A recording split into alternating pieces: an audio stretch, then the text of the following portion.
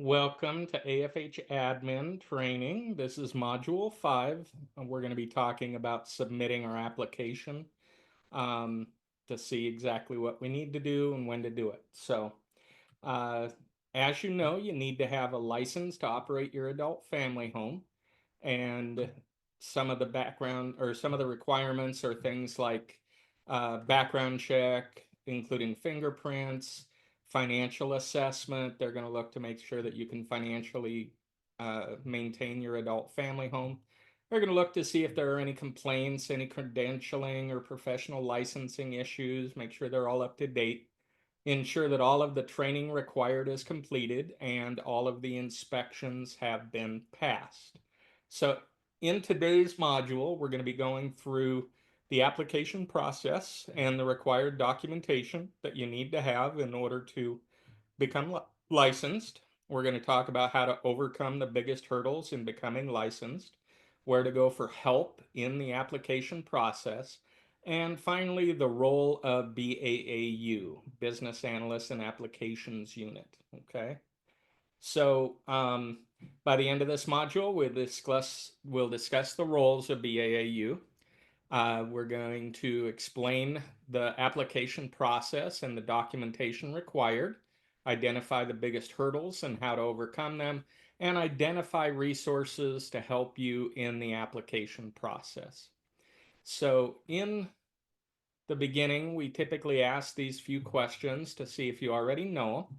The first is you can use any version of the application, true or false. That's false. You need to use the most current version. Since summer of 2023, we have implemented the online version of the application. So the nice part about that is instead of the paper application, it will only take 2 to 3 to 4 weeks after you submit your application to get your application approved or denied. So make sure that you understand that now the application is no longer printed. It is a fully online application. Question 2, the Business Analyst and Application Unit can fix errors on your application to help speed up the process in applying for your adult family. That's false. The application is a legal document, and as such, BAAU cannot make any changes to your application or the documentation. Question 3, you should keep a copy of the documentation that you submit to BAAU. That is true. Once you submit your application, BAAU is unable to return any information provided, and BAAU is a record collection agency. If revisions need to be made, you will need a copy of your documentation. If you don't have a copy, you're going to have to go through the RCS public disclosure process to obtain one, or you can recreate the document that you submitted. Now that the application is being submitted online, you're going to automatically retain a copy of it. So that issue basically goes away, which is a good thing. All right. So the business analyst and application unit is the unit that processes the application for your adult family home license. Remember, the application are legal documents, and BAU cannot write on the document, make any changes, or offer any legal advice. However, they can answer general questions. Okay. So the typical process is BAU will process your application and they will be able to help if you have general questions about the application and about submitting your application. Other than that, you can use the Adult Family Home Council. If you are a member, they will review your application prior to submission, which is a really good thing. So one of the issues that we used to have is the length of time that it takes to become licensed. When we used to submit the written application, we would submit all of our documents to BAAU, and they would be sent to BAAU and they would go to the bottom of the pile. The problem with that it going to the bottom of the pile is it took its time to work its way to the top, and then once it got to the top, BAAU would take a look at it, and then once they took a look at it, if there was anything wrong, they would send off a letter for you to fix it. They would send it to you. You have up to 60 days to return whatever is requested, and it goes to a separate pile waiting for documentation. So when you update that document, it gets put into your application again, and then it goes into a follow-up file at the bottom, and it works its way up to the top again, which again makes for a very lengthy period of time. It used to be that um, it would take 6, 7, 8 months to process the application. And in the meantime, you're having to pay all of your bills and maintain the house and not really have any income because you're not licensed. Now, because we submit everything online, it's gotten a lot speedier. So even though BAAU is unable to provide you with a specific time frame, um, they can give you an estimate. The estimate is based on your application being complete and accepted to process. So don't wait until your time is almost up to send in your application. From the day that you submit your application, you only have 1 year to complete your licensing, okay? And every time they send back a document needing to be fixed or corrected, you then have 2 months in order to get that back. And so if you have 2 or 3 documents, it can take quite a while for that process to go through. So also, there used to be, when we submitted the application, there used to be about a 98% error rate on applications being returned. And every time it's returned for correction, it process is delayed. So that's one of the important things, that the better you are at the initial submission, the better it will be for you. So errors are typically related to items that are missing or documents needing to be corrected. And so if you do not return your information within 60 days, 60 calendar days of the first request for additional information, or if you miss the 1 calendar year from the date that you submitted your application is then voided and you have to start over. So make sure that if you have any return documents that you need to provide, do it in a timely manner. All right.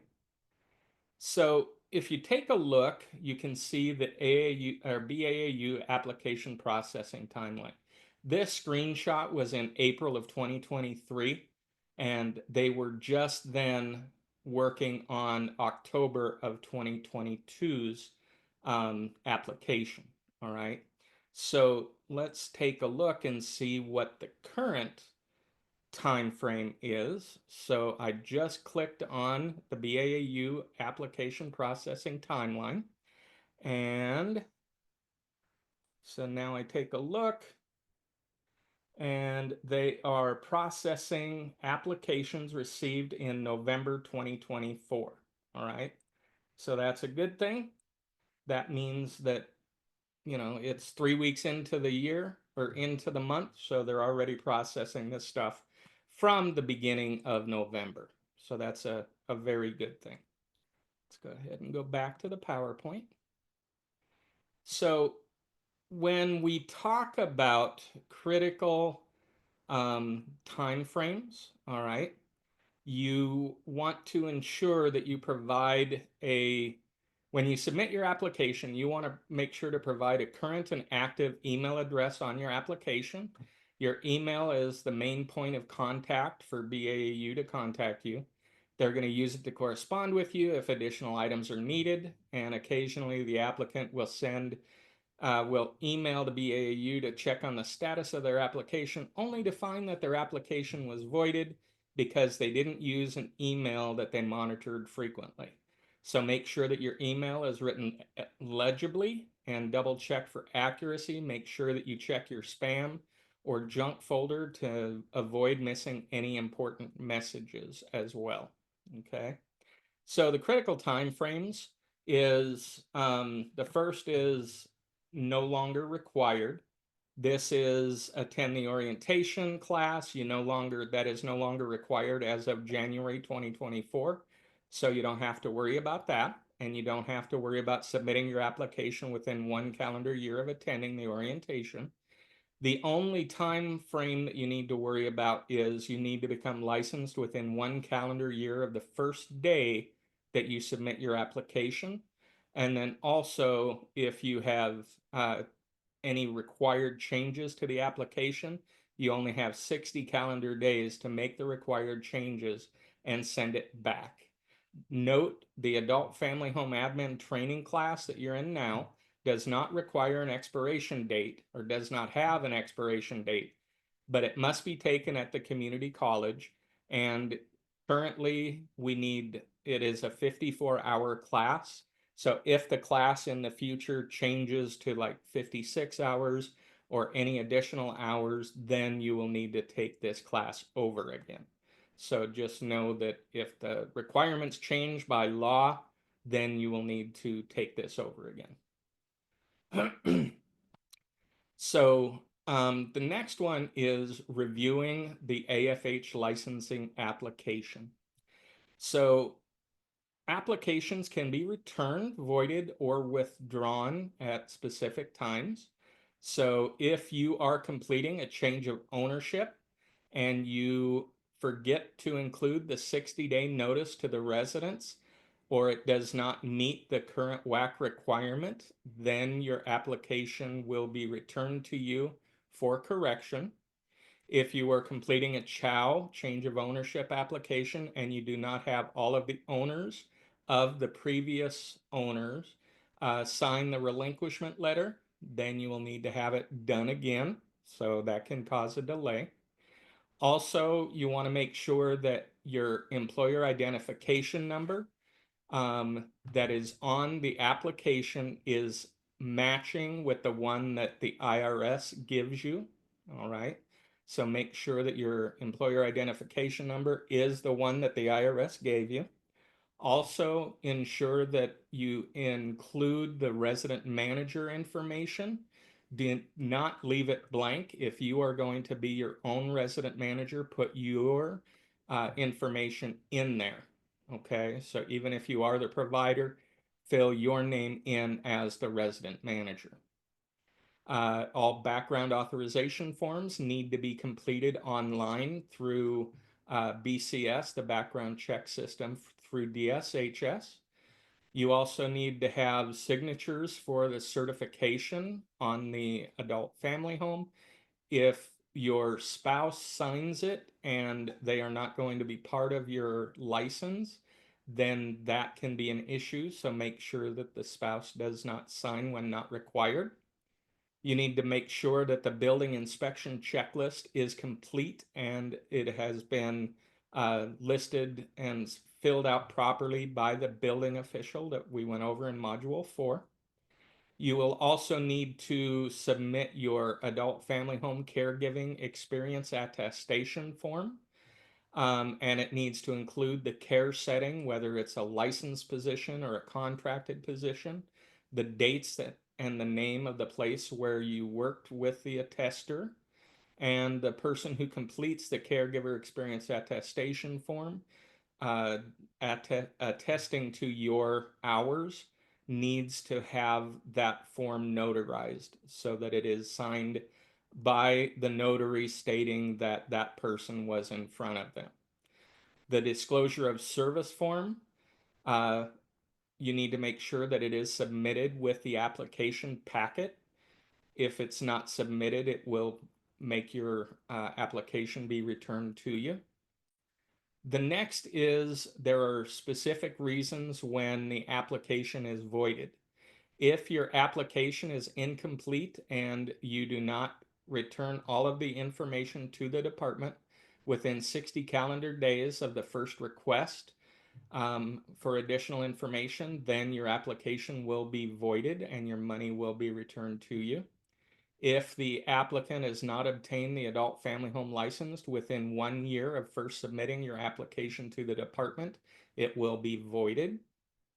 And then you can withdraw your application. Typically, an application can be withdrawn if you're unable to provide the requested items by the department within 60 calendar days of the first request. So you might, if you cannot get it done in 2 months, then you would reach out to them and withdraw your application and resubmit when you have all of the documents. Or if you do not meet all of the requirements as the adult family home provider, then you'll want to withdraw your application. And then if you are unable to pay any required delinquent debt, okay? So they're going to check for financial feasibility, which means that they'll do a credit check on you. And what they're looking for is if you have any uh, uh, delinquent debt on your record that says that you need to pay X amount to a credit card or hospital bill or any outstanding bills. So if you have any outstanding uh, amounts like that, you would want to go ahead and get those corrected before submitting your application so that you can get your license. All right. If you if your application is voided or withdrawn, your application will be refunded to you. You will receive the payment back in approximately 2 to 4 weeks. Okay. So before you begin your application, you're going to want to register your business with the IRS in order to get your employer identification number. You're going to register with the Secretary of State to create the entity that your business has signed or has created to operate your business. If you're a sole proprietor, you do not need to go to the Washington State Secretary of State, I should say. And then you also need to go to the Washington State Department of Revenue. That is where you get your business license and pay your taxes. Okay. You're also going to need to gather all of your supporting documentation that you need in order to submit your application. You're going to need to complete your building inspection checklist that we talked about in Module 4. You're going to need to have a certificate verifying that you have completed the adult family home admin training. That's this class here. You also need to fill out the adult family home caregiving experience attestation form and complete the following DSHS forms. So that is the consent to release and use confidential information. All right. And all of these are again in your module on page 5.5, 5.6. Okay. You're going to need to fill out the adult family home policy and procedures attestation form. You're going to need to fill out your home disclosure of services, adult family home disclosure of services that was part of module or assignment 2, module 2. You're going to need to have the adult family home license relinquishment letter if you are completing a change of ownership application. And then you're going to need to have an adult family home management agreement, attestation information, and attachments if you are going to use an adult family home management company instead of managing your adult family home yourself. You're going to need to have background check authorizations with the confirmation numbers from the DSHS background check system. Certain individuals will also need a fingerprint notification form. You're also going to need the written statement from all property owners if you rent a property for your adult family home. If the property owner is an entity, make sure that all statements uh, from the entity includes all of the individuals associated with the entity. So if you have a company called Issaquah Holdings that is the owner of your adult family home, everybody that is part of the entity needs to sign that, letting them know that you are an adult family home. Okay. All governing individuals listed on the Department of Revenue business license and with the Secretary of State must match the information provided on the application. All supporting documentation submitted must be up to date and the certification must be active. Okay. So now that we are submitting the application online, you do not need to print out the application anymore for submission. All right. So you're going to make sure that you have a computer with a minimum of a Chrome browser. You need to understand how to complete the application. There is a help document for how to navigate through the application online. If you have issues that are technical issues, they have a how the systems work document. There's also, you're going to need to have a secure access Washington account. That's the same account that you use for the Department of State and the Department of Revenue. So you're going to use that to complete your account. You are not going to be able to stop your application if you do not meet the screening criteria that is in the system. Since there are safeguards built into the online application, that should reduce the error rate, but it may not catch them all. So you may have to uh, correct issues as they come up. And then you're going to be paying the license fee online. You can either do that through an ACH transfer, that's the online bank account information, or use a credit card or debit card for that. So when you log in, you are going to go to the adult family home uh, information. All right. So go ahead and take a look in your manual on page 7. All right. And so on actually 5.6, 5.7 is the written application and then the instructions for it. And so you can go through there that'll tell you how to submit your application. And so you will submit applications that will automatically be published to the AFH locator. You need to make sure that you use an email account that you check often.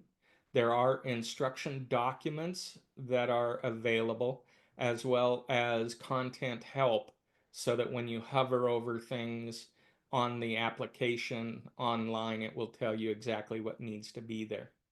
So you need to look at the entity type and the employer IDs. So you're going to need to have your federal employer identification number.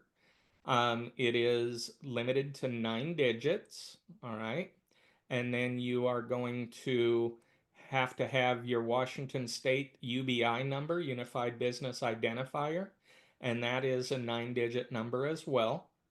And the number 3 error of submitting the application is when you submit your UBI and EIN number, they do not match the names on the application. So your business name must match across the Department of Revenue, the Secretary of State, and the IRS Internal Revenue Service. So if when you created your business name at the Secretary of State's office, and you called it Paul's Adult Family Home LLC, make sure to use that whole name, right? Don't shorten it to Paul's AFH LLC, all right? So it needs to be the same on all of the uh, documents, the Department of Revenue for your business license, the Secretary of State for your entity ID, and then your IRS documents, the EIN number, all needs to be the same. All right. Um, Other required documents for your AFH information would be the Secretary of State's documents. So once you submit that document, you will receive the formation of your LLC. So save that document to your hard drive because you're going to need to upload that. You're also going to need to do the same thing with the Department of Revenue. That's your master business license.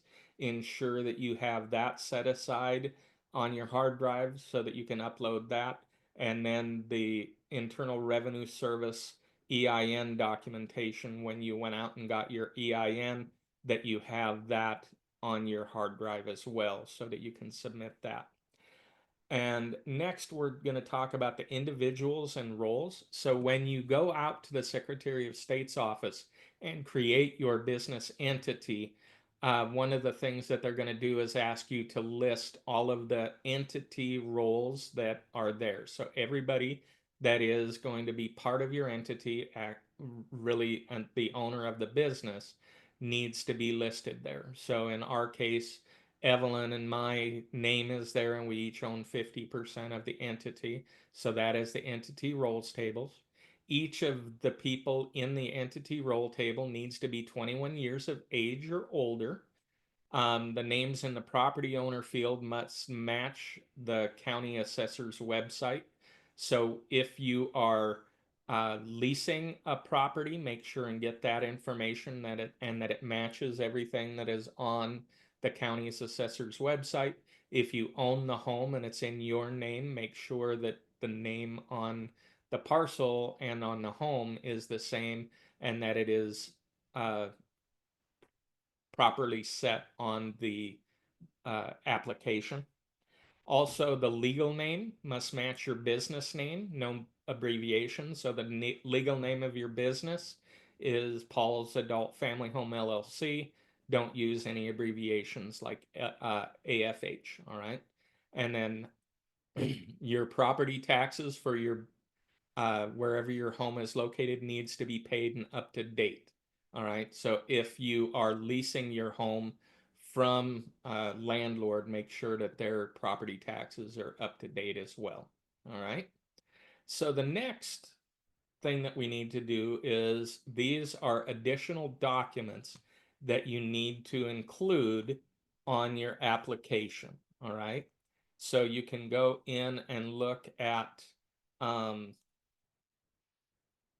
page 511, 512, and make sure that all of those documents are correct as well. So you're going to need a copy of your government issued photo ID, so your driver's license or passport. You need to have proof of education, which is strictly high school diploma or high school equivalency is the minimum that you need. You need to have the adult family home caregiving experience attestation form filled out and notarized by the person that is attesting to your hours. You need to have a current first aid CPR certification and training. You need to have food handler certification, all of your training certificates for whatever you are, home care aide, CNA, or RN and all that. You need to have all of that information. You need to have the training certificates as well as your continuing ed. You need to have your background check and fingerprints using the correct DSHS background check system. You need to have proof of licensure through the Department of Health or the exemption documentation, which means that you're an RN, LPN, or a physician. You need to have your adult family home admin training certificate. You no longer need the orientation certificate. And then you need to have any specialty training certificates such as mental health, dementia, or developmental disability. Okay. If you are an RN, LPN, and you've had those trainings, use those as well. Additional information that you're going to need is your licensing history. If you are a DSHS employee, you have to fill that information in. Any certifications that you have, and then you need to sign and pay for your adult family home license. You're also going to need to submit the supporting documents, such as the AFH floor plan, the building inspection checklist, the document about AFH policy and procedure attestation form, your AFH disclosure of services form that we completed in assignment 2, and the consent to release and or use confidential information document as well. So your caregiver experience attestation form, you can find that in your manual on page 12. Well, let's see. Actually, it's further on. Let me get there.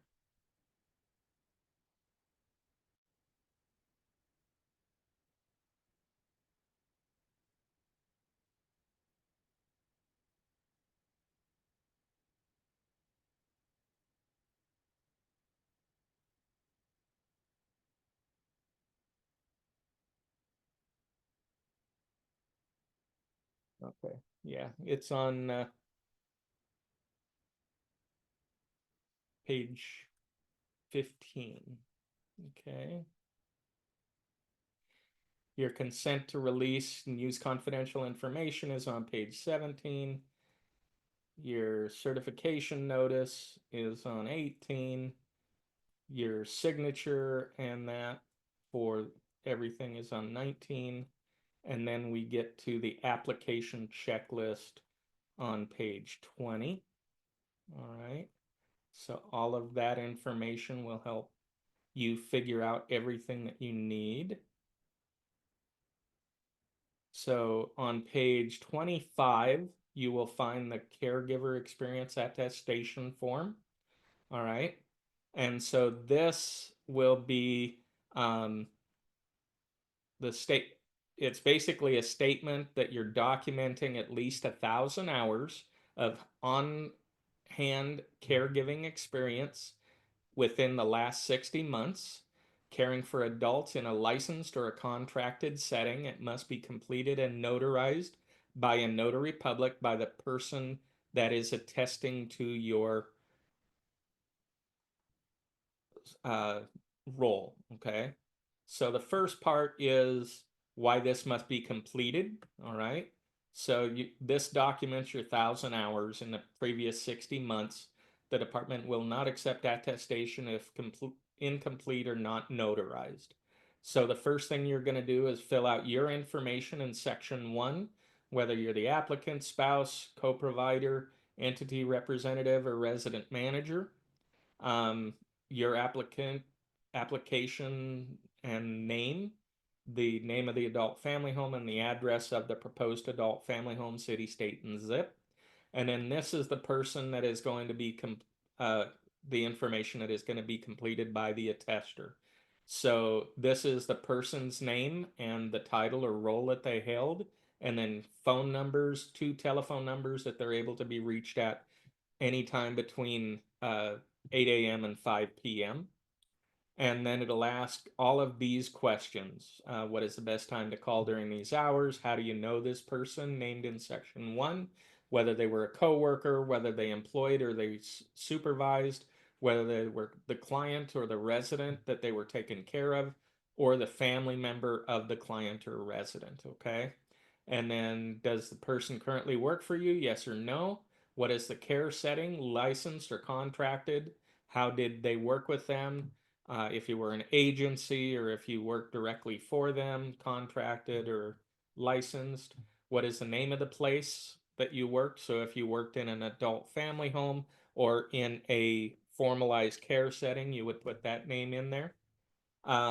Did the person's primary responsibility include providing direct care and assistance to vulnerable adults? Yes or no? Did the person's total hours exceed the 1,000 hours? Yes or no? If no, how many hours? And then what was the date from and to? Does the dates the care was provided from and to list the dates? And then, did this person meet the physical and emotional needs of the care recipients? Yes or no? Was the person reliable? Yes or no? Did the person have the ability to follow procedures, guidelines, and instructions? Yes or no? Was a person an employee? Why did the person leave? If it was not an employee, click not employed. And then, would you employ this person to be a caregiver of vulnerable adults? Again, yes or no. If no, why not? And then the signature of the person completing the form that you worked with and the date. And then they would go and have it certified by a notary public and stamped. Okay. Then once this is submitted to BAAU, BAAU will run a credit check. And if you have any delinquent accounts, um, you need to provide verification that you do owe them. and they can be with, then you can withdraw your application if it can't be resolved within 60 days run out. Okay, you're going to need a receipt of the application verification. This will be sent to you via email after you complete the web application. If you have any corrections required, it will be emailed to you, and then you have 60 calendar days to make those required changes. Anytime the application goes beyond 60 calendar days, the application is voided. Once the application has been accepted for processing, it will be emailed to you. If there are any issues, it'll go to before a review committee, and the license may or may not be issued depending upon what the committee decides. Then they will notify you by email that your application is complete and that they have sent it to RCS to schedule your initial review. For a change of ownership, an email is also sent to notify the applicant that the review is complete and has been forwarded to the assigned RCS field manager for approval. At that time, RCS is notified that the application is complete. They then have 21 days to contact you to schedule your initial inspection. If you are not ready for your initial inspection when that agreed upon date arrives, you need to reschedule. Remember, you only have a limited number of times that the licensor will visit your home. So when you pass all of your inspections and you are recommended for license, then they will issue you your license. If you're doing a change of ownership, RCS approves the license, and BAAU will notify you once the license has been issued. If it is a license renewal and transfer, then you do not need to renew your license unless there's an issue such as an enforcement action and your license has been suspended or revoked. Then you would need to renew the license. If you voluntarily close your home or relinquish your license, or you fail to pay your annual license fee, then you can renew or transfer your license. A license is not transferable from one person to another. Okay, you have to go through a complete application in order to do a change of ownership. So, in summary, we've talked about several resources that have been included in your student's manual. Um, if you have any questions or anything to add, you can contact me offline, and I'll help you with those questions. So during this module, you learned the role of BAAU. We talked about the application process, including the required timeframes and the documents required, and the biggest hurdles and how to overcome them. So there are a lot of different resources available to help you through the application process that are available online on the DSHS's website. Okay. So to test your knowledge, what are the biggest hurdles to becoming licensed? Probably the biggest hurdle is incorrect information on the application, or the documentation is not accurate and you're not prepared for the licensing inspection. Question 2, why is it important to keep your AFH naming structure consistent? Because the naming structure must match between the Department of Revenue, the Secretary of State, and the Internal Revenue Service, as well as DSHS. And then number 3, what is the number one reason applications are returned? They're returned because the applications are incomplete or incorrect. Okay. So go ahead and read module 6 and get ready for that, and then we will come up to speed with that. Thank you.